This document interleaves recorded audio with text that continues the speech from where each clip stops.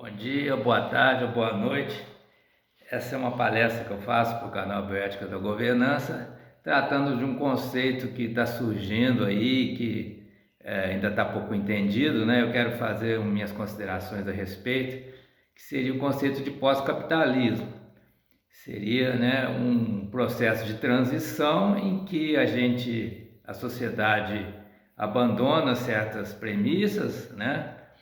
Que estão relacionados com o neoliberalismo, no sentido de uma política econômica que se tornou dominante a partir da Margaret Thatcher na Inglaterra e do Ronald Reagan nos Estados Unidos, e que se mostrou, né, ineficiente para gerar o desenvolvimento da sociedade, né, levando a recessões, né, nos vários países em que esse tipo de política é implantada, né, o que se segue é uma recessão.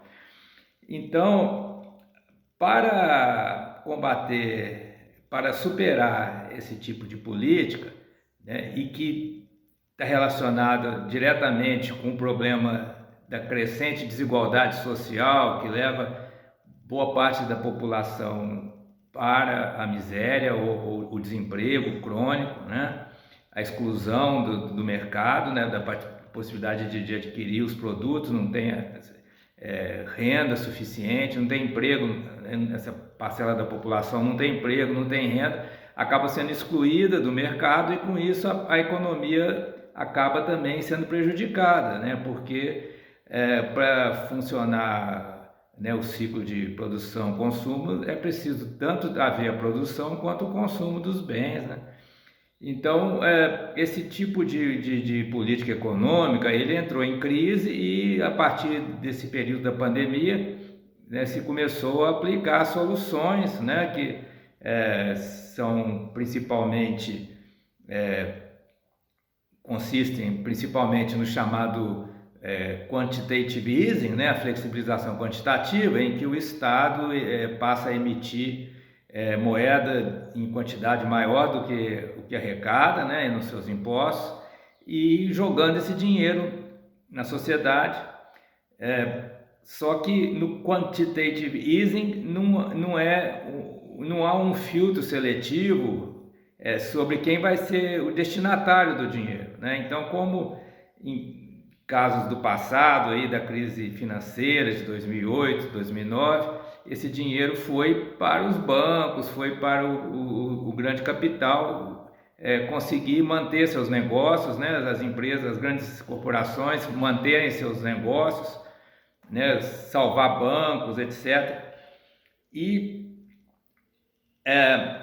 uma mudança nesse tipo de política que eu proponho levaria ao que a gente poderia chamar de pós-capitalismo. Qual seria essa mudança? Seria uma mudança no modo como o Estado emite e distribui o dinheiro, que está relacionada com uma mudança no próprio conceito de dinheiro. Porque no capitalismo nós temos uma relação entre dinheiro e riqueza de tal modo que o dinheiro é uma ferramenta para o acúmulo da riqueza, né, privado, acúmulo privado. Então, o dinheiro tem uma função na sociedade que né, como meio de troca para uma série de transações no sistema produtivo, no comércio e no sistema financeiro, principalmente, né, atualmente, em que a especulação com o dinheiro, né, ela tem a função, ela serve para o acúmulo do capital, né, em poucas mãos, né, no acúmulo privado, certo? Com a mudança do conceito e da política econômica do Estado, o dinheiro que é emitido deixaria de ir para os ricos, né, falando em termos genéricos, deixaria de alimentar o grande capital, né, deixaria de aumentar a desigualdade, e esse dinheiro iria, né, falando em termos também genéricos, para os pobres, ou seja, para aquelas pessoas que precisam de dinheiro para comprar o alimento, para sobreviver, né, para suas necessidades, para investimentos em infraestrutura que assegurem condições de moradia, saneamento, água potável e saúde, educação, transporte para a maioria da população.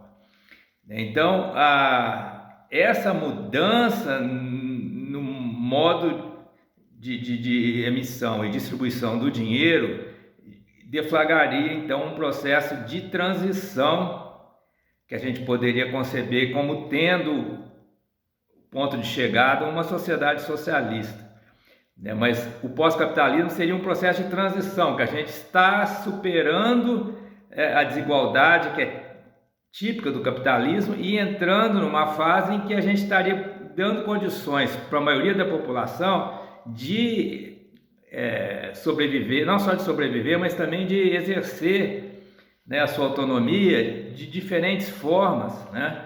Então a gente, como nas propostas da Ellen Brown, que está começando a ser discutida no Brasil, né, o Estado poderia emitir, né, uma moeda digital e com ela suprir as cooperativas, os bancos comunitários, suprir, né, o sistema produtivo local, né, aquelas atividades que o povo tem condições de exercer, né, produzindo, né, os bens de consumo desse mesmo povo, ou seja, é um ciclo que se daria no próprio povo, o Estado financiando os empreendimentos populares, gerando bens de consumo para esse próprio povo, né, utilizar, né, bens de uso.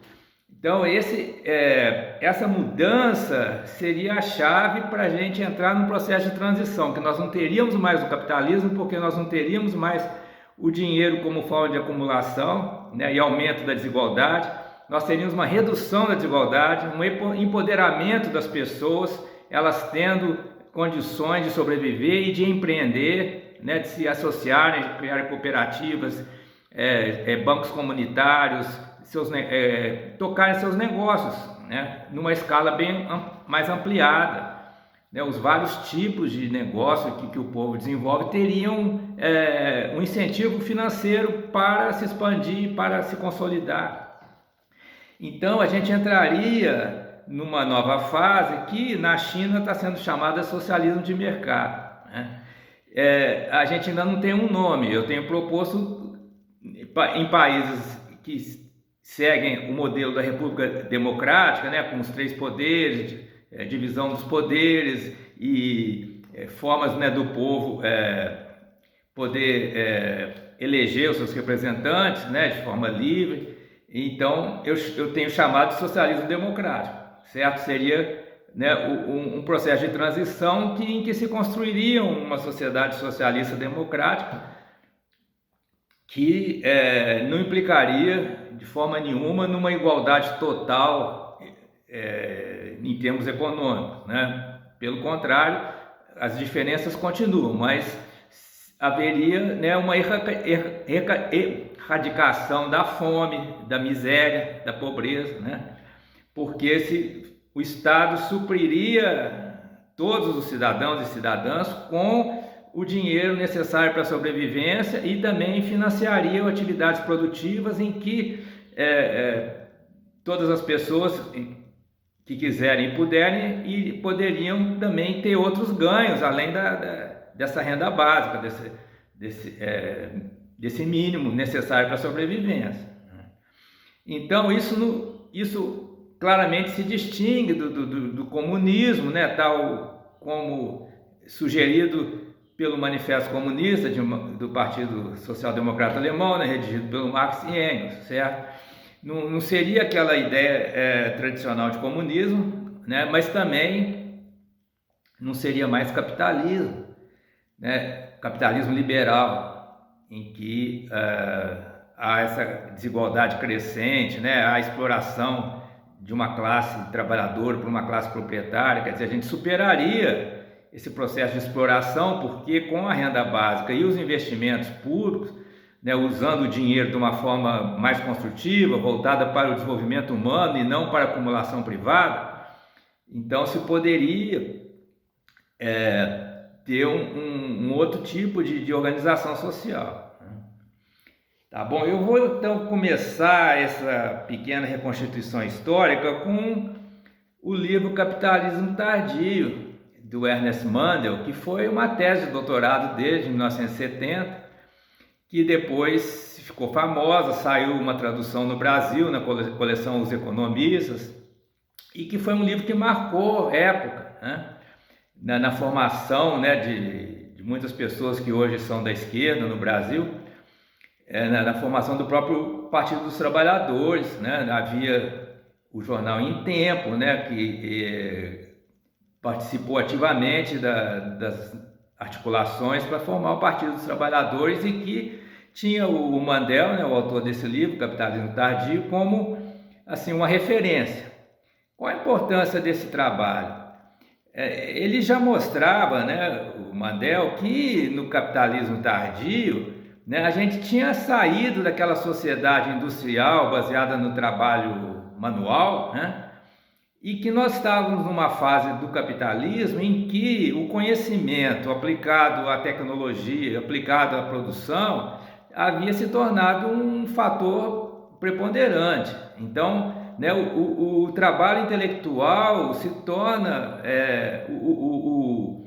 as pessoas que trabalham com conhecimento, né, que pertencem à classe trabalhadora, tinha se tornado fundamental para o próprio sistema, né, no desenvolvimento de novos produtos e nos métodos de produção. Então havia, né, uma forma nova dos capitalistas conseguirem o seu lucro, que era aquilo que veio a ser chamado de valor agregado, né? Quer dizer, o conhecimento e a tecnologia embutido no processo de produção e nos produtos.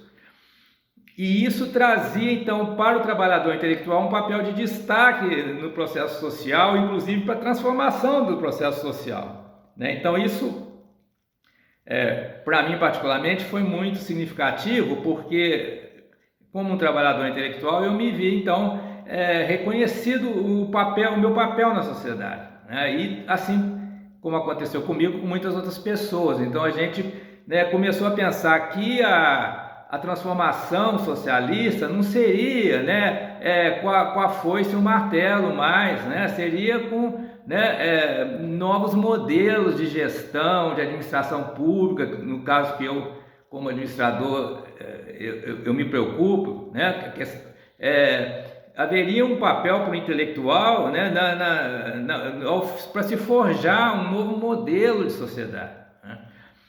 Isso então foi muito importante.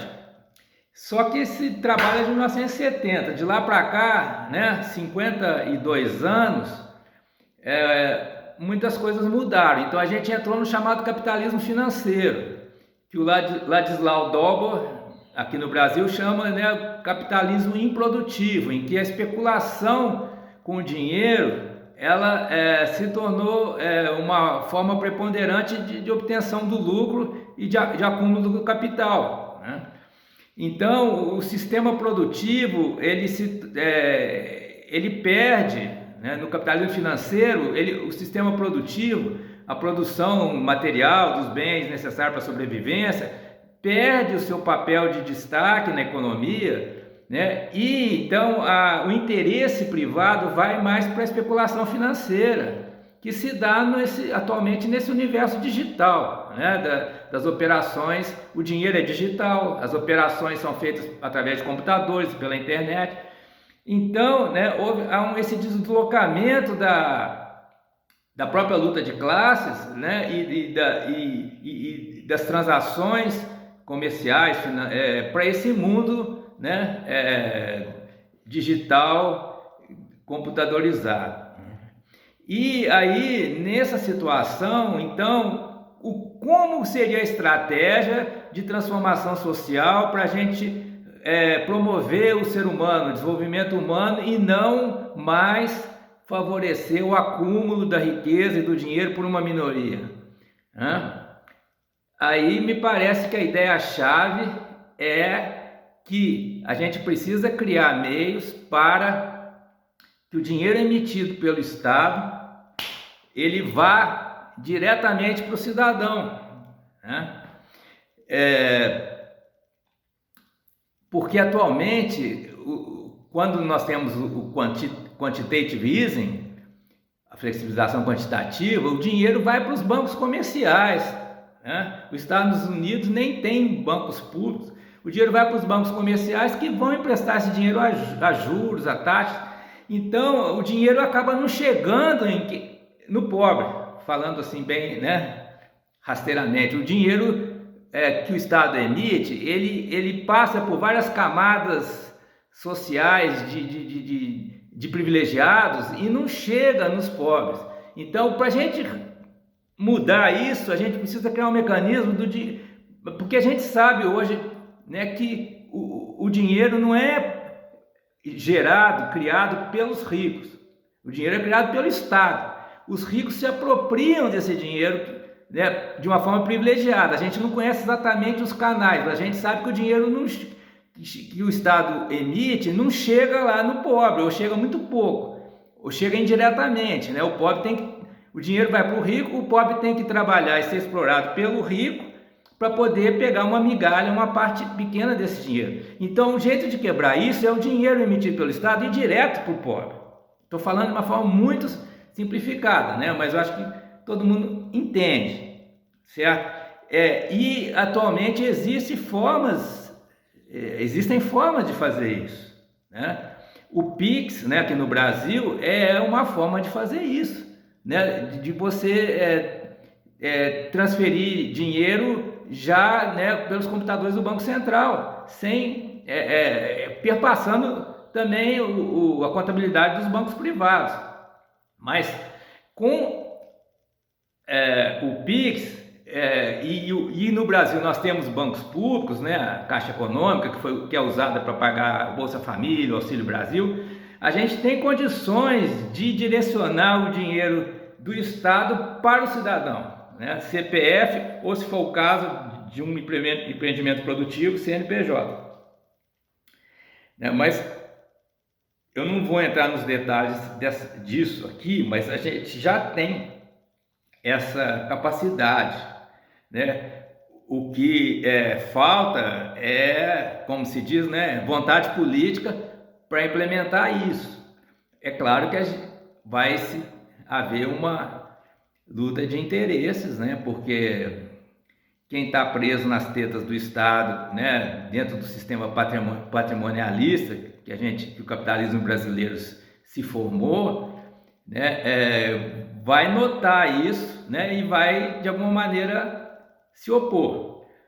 Mas tem algumas estratégias interessantes aí. Primeiro que, né, para fazer isso, a gente não é preciso o Estado aumentar impostos e taxações dos ricos, muito menos taxações sobre produção e consumo. Não precisa.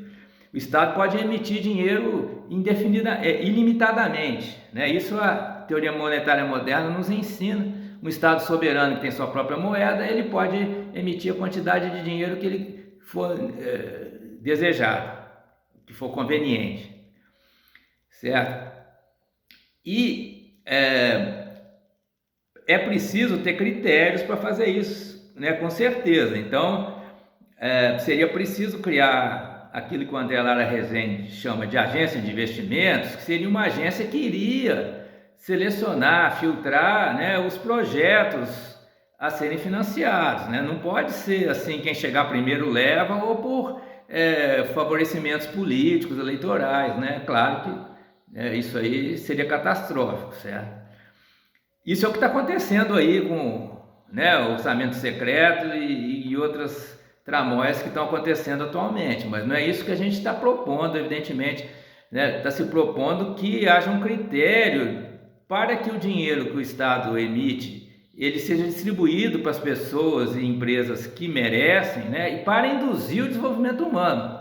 Tem que ser nessa perspectiva, para ações que vão favorecer o ser humano, não para acúmulo privado, né? Então, não precisa ir bater de frente com os ricos, nem com os bancos comerciais.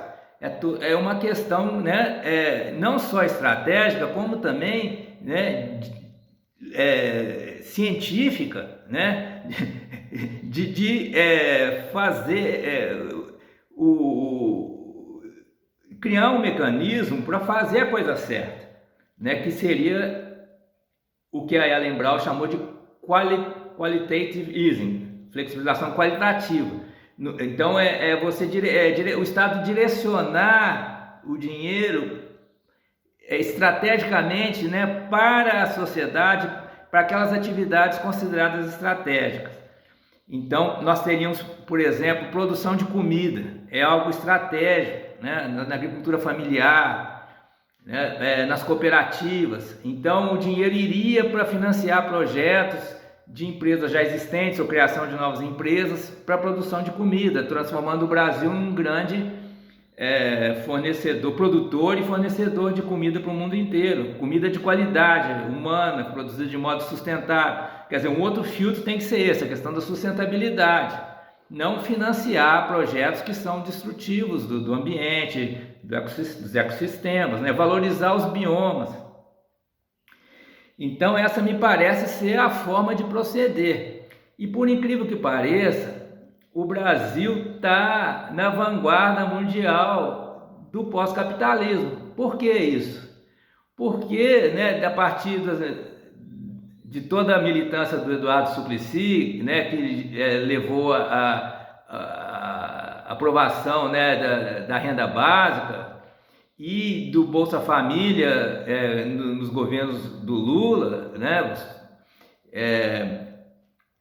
o Brasil criou um programa considerado referência mundial de